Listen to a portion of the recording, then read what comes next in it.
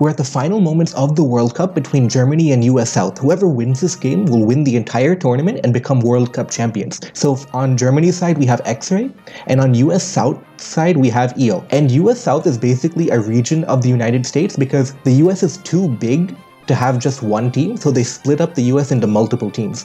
So we have this endgame right now, which has a Weavile versus a Smogon Galar and a Corviknight. And the endgame is going to be really exciting. So we see the Weavile use... We're going to see the Weavile use Swords Dance here.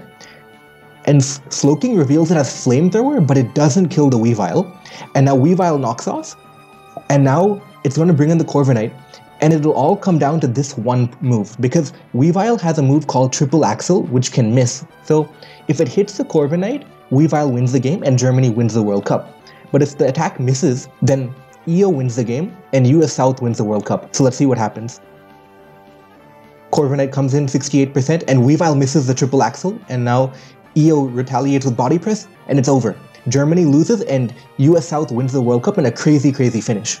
And just to take a look back, we can actually see the World Cup winners from previous years. So US South won this year in 2021.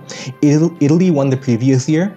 US East had pretty much almost a dynasty back then. They had pretty close to a dynasty from 2016 to 2018. They even won in 2013, I believe. They had a dynasty going on over here. And then in previous years, we had Asia and Oceania too with dynasties.